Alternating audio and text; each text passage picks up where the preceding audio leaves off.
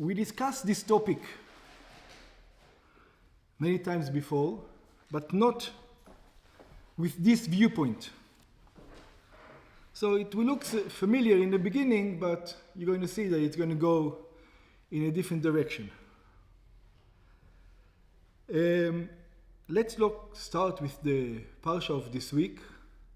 Just going to go through the verses and see what's going on. Source number 1, it says, ותרא שרה את בן הגר המצרית אשר ילדה לאברהם מצחק. Abraham couldn't have children with his wife Sarah for many years, until Sarah told Abraham to make a family with her maidservant Hagar, and then Ishmael was born. After Abraham became 100 years old, by miracle, Yitzchak was born. So now the two boys are grown, and Sarah sees the son of Hagar, the Egyptian. The word is metzachek, making merry. And we're going to see this word is going to come up on many occasions. What does it mean? Vatomer leAvraham. In other words, he was having a party. Simple metzachek. Vatomer leAvraham. So Sarah told Avraham, because this guy is having metzachek, whatever metzachek means, garesh et ha'ama azot ve'et bna. She tells Avraham, you have to chase away the maidservant and her son. Why? כי לא יירש בן האמה הזאת עם בני עם יצחק. Because he shouldn't inherit you together with Yitzchak. In other words, Yitzchak should be your only son, not Ishmael. And obviously, Avraham is having a very hard time with that concept, and we're going to see later on what's going on. What's going to be, because he is having a hard time with the concept. But let's start and look at source number 2 in the Tosefta. It's going to tell us, what does the word metzachek mean? So it says, דרש רבי עקיבא תותס, ותרא שרה את בן הגר המצרית אשר ידע לאברהם מצחק. And Sarah saw that the Ishmael is metzachek. So he says, אין צחוק האמור כאן, אלא עבודה זרה. Where it says metzachek over here, it means idol worship. So where does Rabbi Akiva learns it? So if you go again to the story of the golden calf,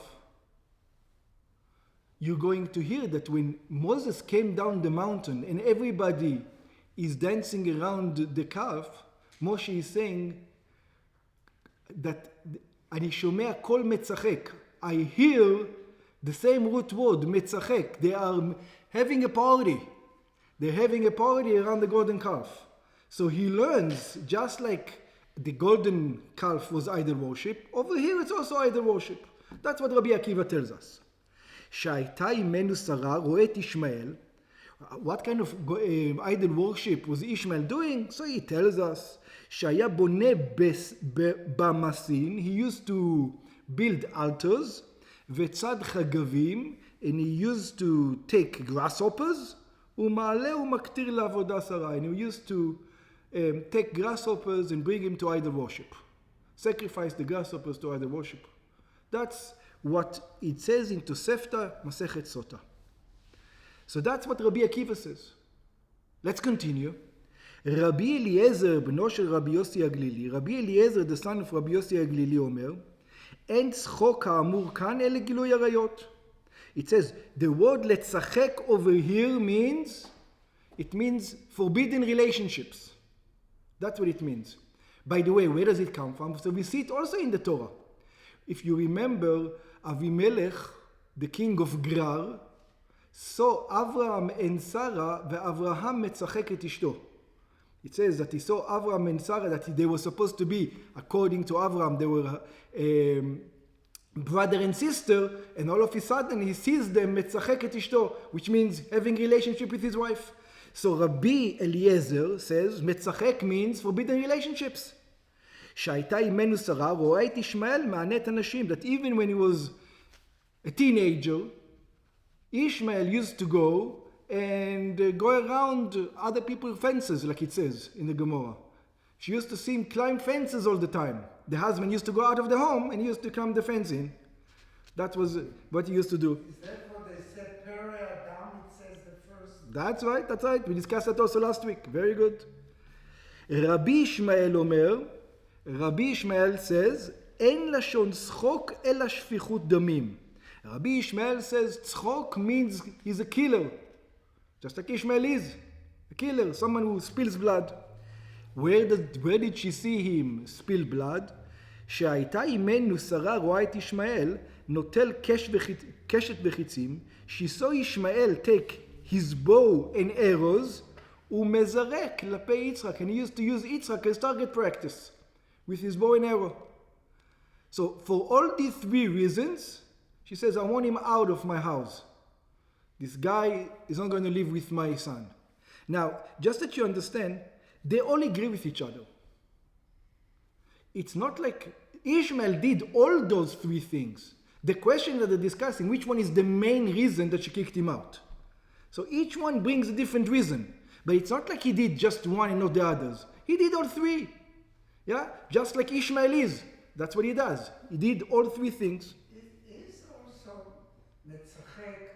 You know, we study Mesilat Yesharim, the Ramchal, and he talks about leitzim. It's not the same thing here, but they say lot shevet leitzim. Yeah, I'm not sure it's the same thing. I don't think either. Yeah. Except metzachek is usually viewed as not serious. Yeah. But that's it's in not as bad as that's in modern Hebrew. I'm not sure it's the same thing over here. Yeah, this sounds like a full-on Hebrew. Yeah. But let's continue. So source number 3. וירא הדבר מאוד בעיני אברהם על אודות בנו. Now Sarah comes and she tells Abraham to kick his son Ishmael away.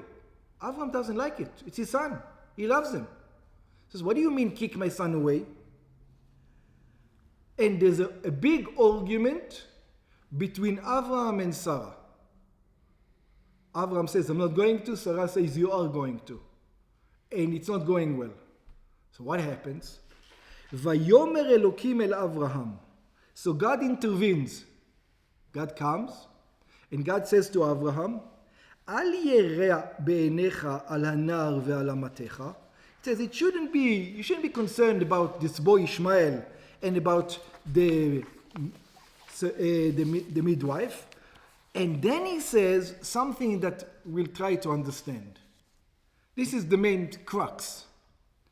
כל אשר תאמר אליך שרה, everything that Sarah is telling you, שמע בקולה. Listen to her voice. כי ביצחק יקרא לך זרע. Because Yitzchak is going to be your continuation.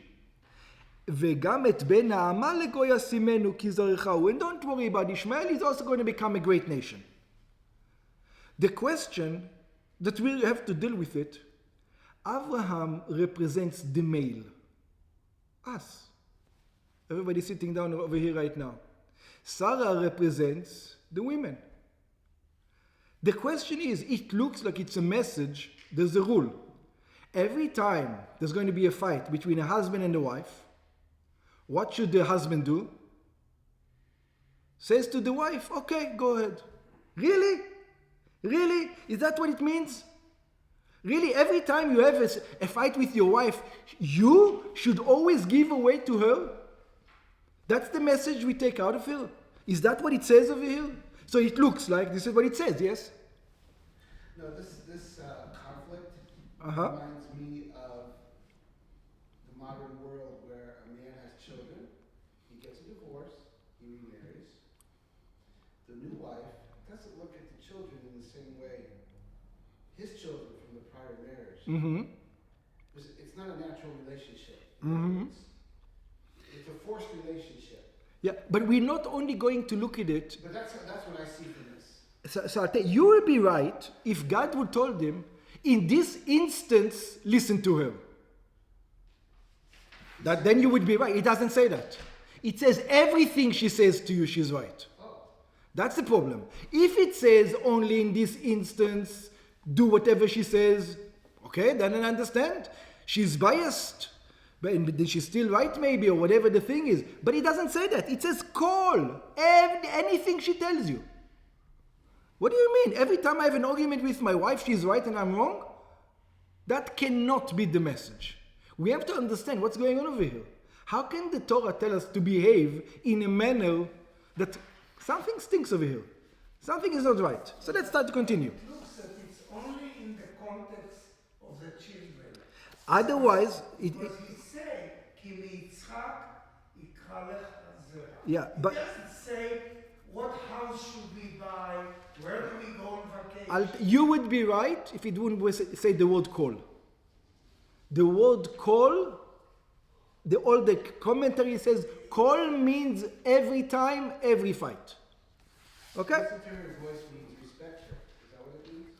No, it says listen to her voice. Whenever you have an argument with your wife, always do what she says.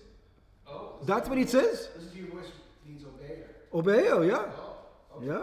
Not just say, no. It means do what she says, not what you think. He didn't want to send him, now you do send him because she told you to. Okay. So in order to understand the dynamics over here, we need to start somewhere else. We need to understand it through another part of the Torah. So let's start the other part. It's source number 4. This is in the end of the Jewish nation in the desert. The Jewish nation has already been in the desert for 40 years. And we're going to see what happens in the end of the 40 years. Page number 3.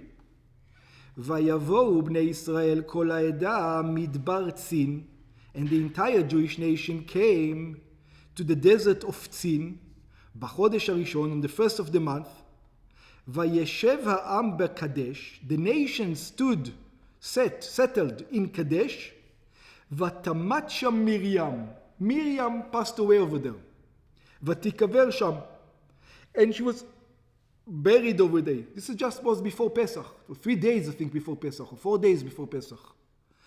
And then what happened? Something happened.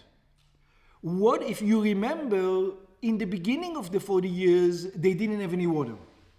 And Moses made a miracle. He took his stick, his staff, he hit it on the rock. That was the first time. He hit his staff on the rock, and water came out. And that water traveled with them in the desert for all these 40 years.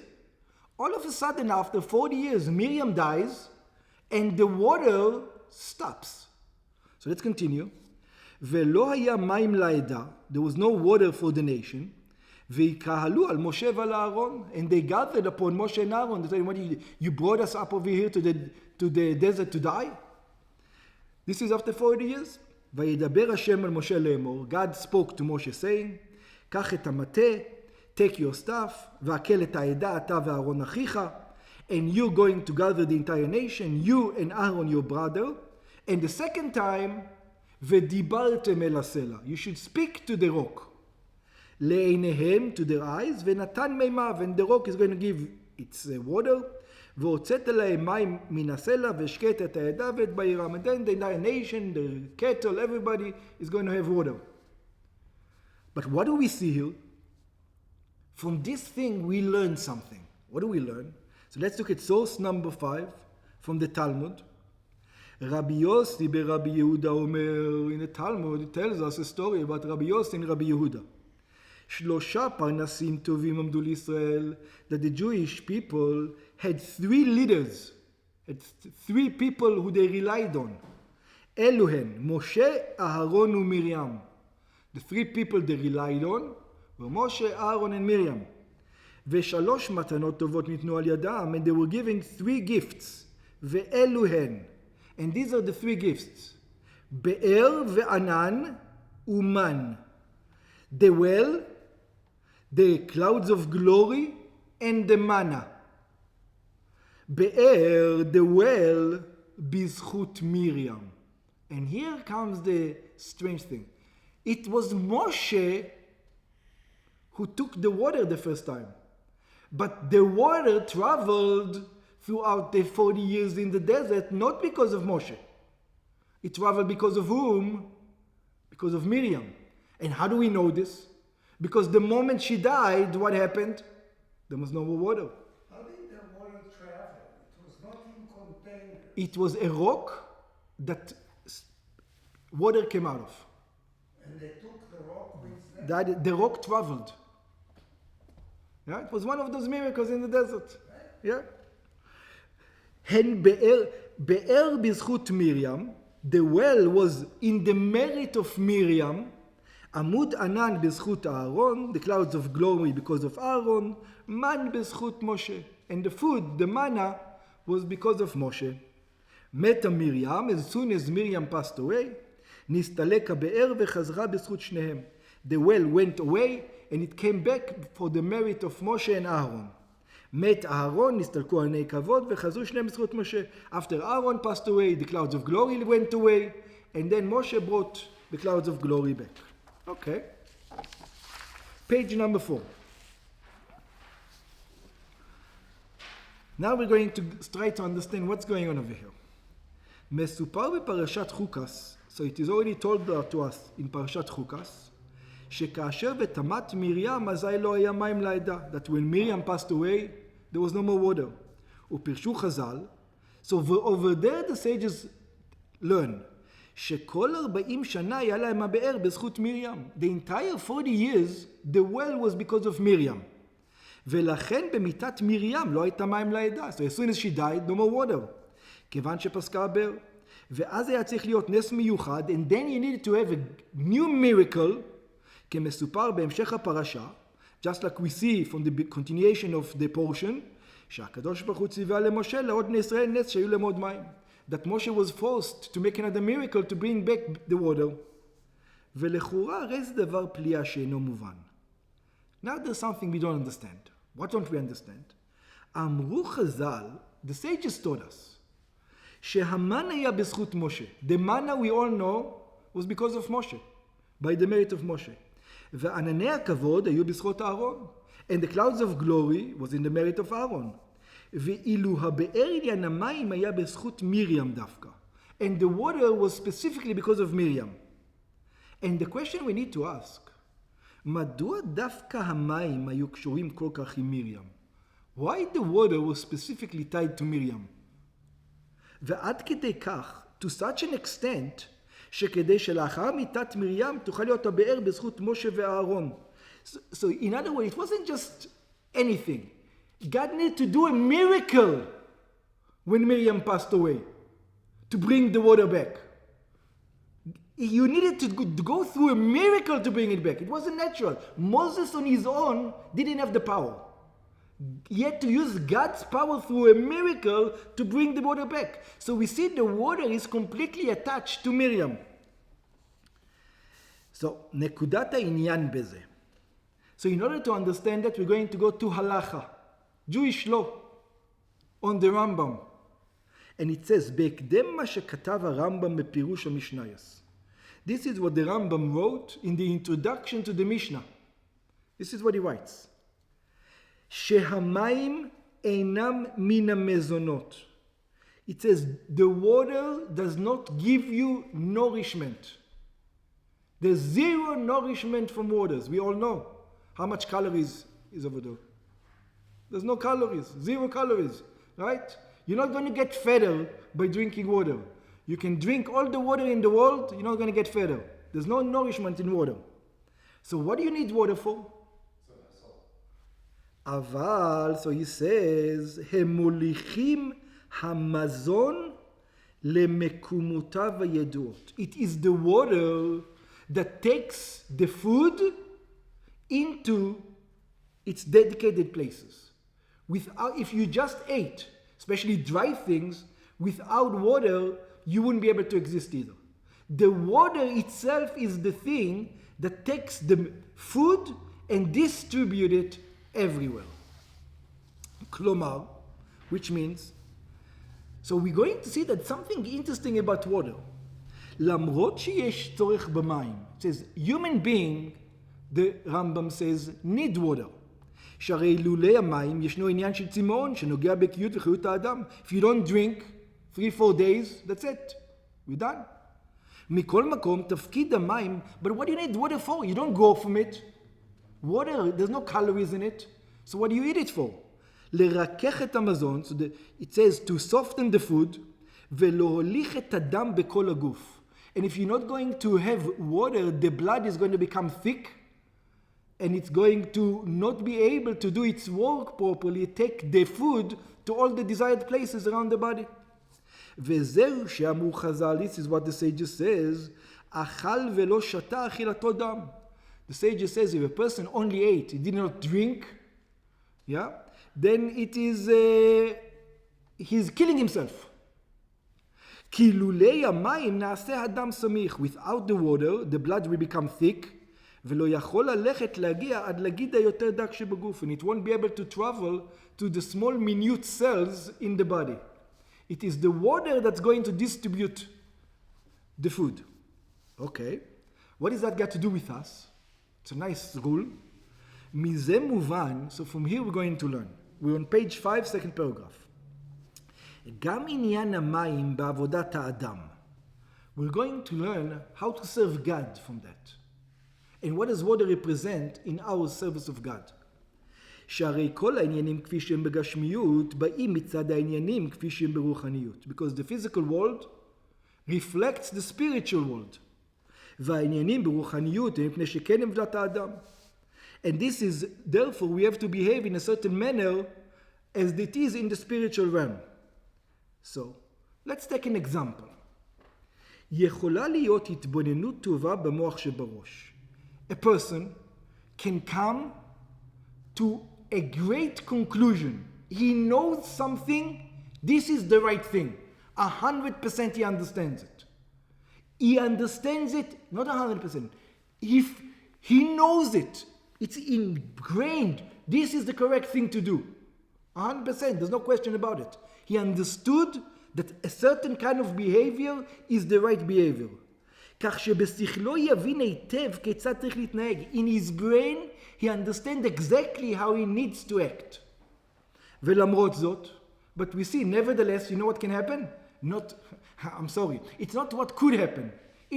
What usually happens, even though we understand what the right thing is, לא יומשך מזה בגיד דק שברגל או ביד. Maybe you will talk the talk. Maybe you will think the thought.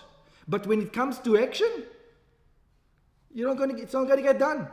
All of a sudden, it doesn't travel through the body. Those thoughts don't translate to the hands, don't translate to the legs, don't translate to the action of the person. It just stays in the spiritual realm. והיינו שלא תהיה לזה השפעה במעשה בפועל. He's not going to do it. It's not like he doesn't know. He knows exactly what the right thing to do. The problem is he doesn't do. He preaches beautifully. He just doesn't do what he preaches. הוא מבין אמנם בשכלו, he understands it in his brain, וייתכן אפילו שמרגיש זאת שבלב. He even feels the emotions in his heart, the right emotions. He loves it. But he doesn't do it. אבל למרות זאת, איך אין זה נמשך ומגיע לאצבע שביד ולאצבע שברגל. It doesn't come to the physical act. שיהיה רץ למצווה. It means he's not running to do the commandment. It just stays in the spiritual realm. Everybody knows what the right thing is. Everybody even feels good about the right thing. But to do the right thing, that's something else. Becomes harder. ועל זה, יש צורך בעבודת האדם. For that, you need hard work. What's the hard work? שלא זו בלבד שהעניין שבו נעשית העבודה יהיה כדבעי במקומו הוא, that it's not only going to be a spiritual exercise, that you're going to understand and feel the right thing, אלא שיומשך ממנו גם לכל שאר העניינים. It needs to be drawn into action. והיינו, שכל העניינים הקשורים עמו יהיו באותו מעמד ומצב כמו שבנקודה שבה יתבונן או שהיה לו הרגש צריך להתנהג אותו. In other words, that every act is going to be according to what he understands and what he feels. Because we feel one thing, we understand one thing, when it comes to action we don't do what we understand and what we feel. And that's very strange. Why can't we do that? Page number 6. So in order to understand what's the energy to do stuff, we're going to go back to Avraham and Sarah now. We're going to notice that Avraham has one job in the home and Sarah has a different job in the home. Let's see what it is. כשם שהדברים אמורים בעבודת האדם בכל אחד מישראל, just like it is talking about in the service of each every Jew, כך הוא גם בכללות מבנה הבית הישראלי. So when a Jewish household is formed, that's the way it's worked. What does it mean? Let's understand. In a Jewish household, or let's just make it coarse.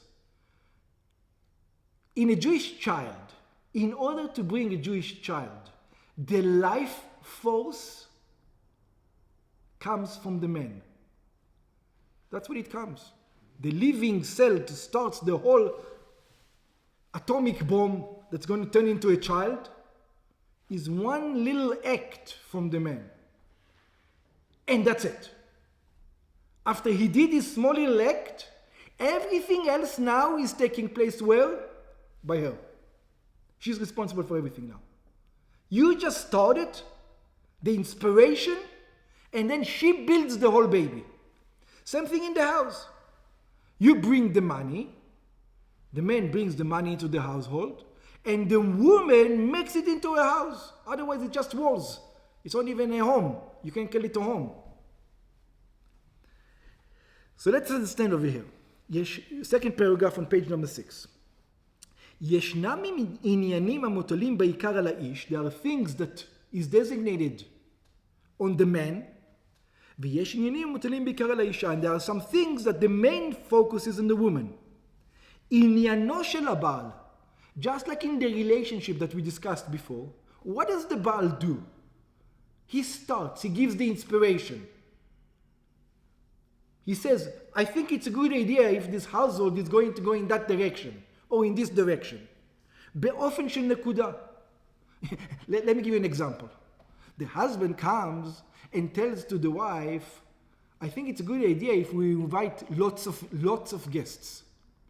Imagine if the husband is now required to cook and to clean and to fix the house for all the guests. It's not going to go very well. No, he just says the inspiration. I think it's a good idea to have many guests. What did he do? He just made a suggestion. Who's going to do all the work now? She's going to do 100% of the work. The inspiration comes from him. The work comes from her. Everything else. שהנהגת הבית, he says, how does the direction of the house, חינוך הילדים, are the kids going to go to this school or to that school? והנהגת כל אחד מבני הבית צריכה להיות באופן המתאים על פי שולחן ערוך. The husband says, look, I want the house to go according to the book of Jewish laws. אמנם כאשר צריכים להמשיך זאת לכל הפרטים. In other words, the husband, we all know this. Let me give you an example. The husband wants his children, and he tells his wife many times, I want you to make sure that the children have good environment around them, good education around them, right? How many times did it is the husband who takes the kids to school? He just says, I want good environment. Who's the one who takes the kids to school? She is. If you ask the husband, do you know any of your son's friends by name? Oh, I don't even know he had friends. You know, ask the wife. She knows each one by name, and she knows each one if he's good or bad, or what is he doing, what does he play, and everything else. The direction that he should have good kids that his son should play around with good kids come from the husband. But who are the good kids? You know who decides? The wife. In other words, לקבוע את כל הפרטים של הנהגת הבית. All the small details of how you build this house, you build the inspiration comes from the woman. את כל הפרטים של חינוך הילדים, everything about the education of the kids, ואת כל הפרטים של הנהגת בני הבית, and everything, how everybody in the house going to act, כך שגם הפרט היותר קטן שבחיי היום יום, she knows the minute little details of what every son does. יהיה ניכר ונרגש בו העניין של שמע ישראל השם אלוקינו השם אחד. The woman brings Judaism into the child.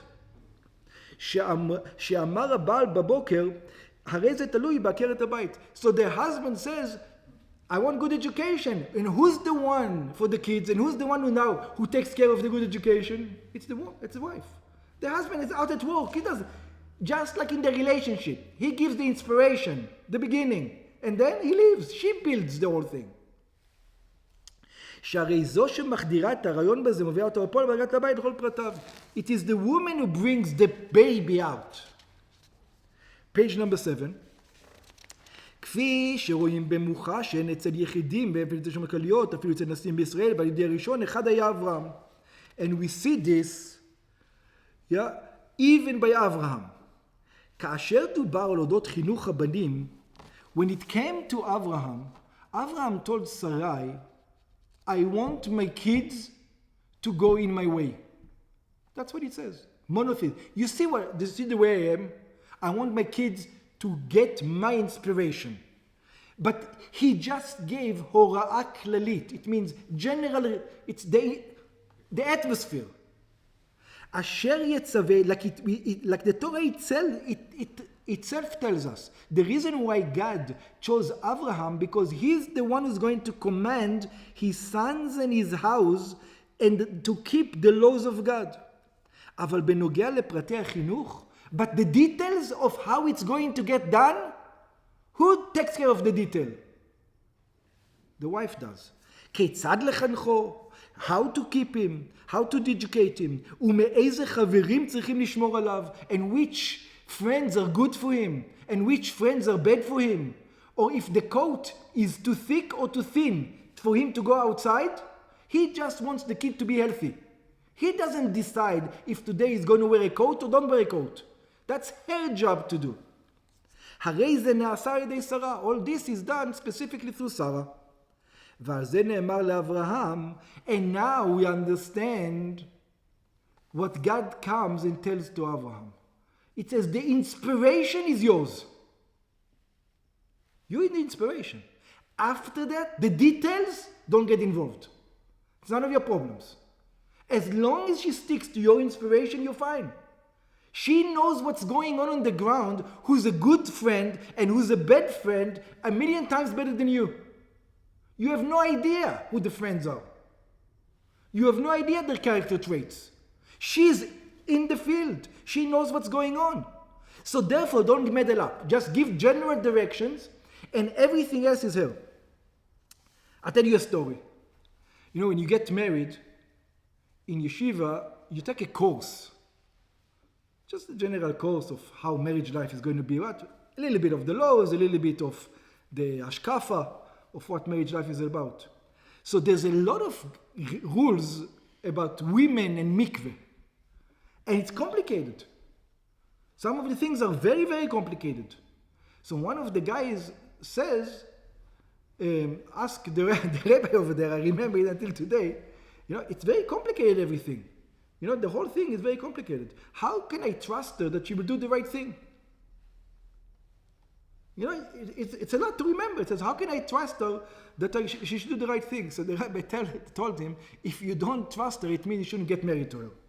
Yeah? Once you get married to someone, and this is who you say, and you give direction, now trust them to do the right thing. Don't micromanage. She knows better than you. She knows exactly what's good for the boy. Of course, if she goes against the inspiration, that's something else. But we're talking about when she's not going against the inspiration. She knows the situation on the ground. Don't micromanage her. As long as she keeps the inspiration in mind, let her do whatever she wants. Don't argue with her. כך הוא אצל כל בת ישראל. This is not only by Sarah, it is in every Jewish household supposed to be this way. שכל אחת מהם נקראת בת שרה, רבקה, רחל ולאה. Every Jewish woman is called like this. שכאשר הנהגתה היא על פי ההוראות והדוגמאות של 4 אמהות, that when she behaves according to the message the four mothers have given her, כל אשר תאמר אליך שרה שמע בקולה, then the husband needs to defer to the wife. בעניינים הפרטיים שעליהם עומד הבית היהודי, in all this minute little details that she tells him, because he has no idea about them. החל מחינוך הבנים והבנות ועד לכשרות המאכיל, you have to trust her. You know, who's the one who went to yeshiva for all these years? My wife didn't go to yeshiva for all these years that I went to. Kosher or not kosher. Do you know every time there's something in the house, in the kitchen that goes wrong? Who's right, me or her? 100% she's correct. There's not even a question about it. She knows every little detail. She didn't learn in the books, but she knows. As long as you give the inspiration, you tell her what the rules are, that's it. Now you trust her. You don't go and manage her. Do this. The kitchen is hers, not yours. Don't tell her how to run the kitchen. If you don't trust her, maybe you shouldn't get married. Once you get married, that's it. She runs the kitchen. Right? Are these things clearly communicated before marriage in today's world with Orthodox? Absolutely. This is laid out. There is no husband in the world that feels at home in the kitchen.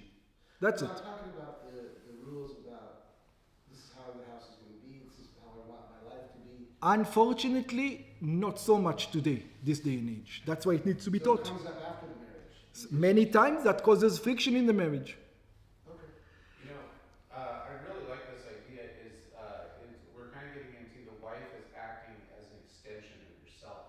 Just like when I go to pick up a glass of water, I don't tell my hand how to pick up the glass of water, I just say I'm thirsty. And it happens. Very I good. don't That's right. It's great. Kashrut hanhaga, when it comes to kashrut. Shmirat Shabbat, when it comes to keeping Shabbos. Vechag, v'tosefet Shabbat vechag. V'chol ha'pratim Shabbat. All the details of life, the husband gives the inspiration. The one who really is in the field, is the soldier in the field, it's the wife. כמו כן, so this is so, גם כאשר הייתה אצל בני ישראל התחלקות של שלושת הרועים, when the Jewish people were divided between the three leaders, כמובא בגמרא במסכת תענית, שמתייחס למשה, אהרון ומרים, like we already discussed, that goes about Moshe, Aaron and Miriam, page number 8, עוד בהיותה במצרים התעסקה יחד עם אמה בהעממת דור של ילדים. That we know the story of Miriam, that the only reason that Moses was born is because of Miriam. In other words, Miriam is the reason for Matan Torah. Miriam is the reason that we had a Moshe to take us of Egypt. Without her, he would have been. She is the one who went to her father and told her father, "You're worse than Pharaoh. Pharaoh had a decree only on the boys, and you divorced your wife. Now even the girls are not getting born." שאחר כך כן אמרו זה כלי וענווהו, כדית במדרש חז"ל, ששיפרה ופועה הם יוכבד וביתו מרים. Like we know that Shifra and Pua, even in Egypt, were Yocheved and Miriam. And another thing we see this. כמו כן לאחר מכן, we see it afterwards, בצאת בני ישראל למדבר, when the Jewish people went into the desert, היו המים בזכותה של מרים. Again, the water, the thing that takes the manna everywhere in the body, is whose job? It's the water's job. And that was Miriam. והרניו, שמרים הנביאה פעלה להבעיר ולהאיר אצל בני ישראל את עניין המים. She brought the water.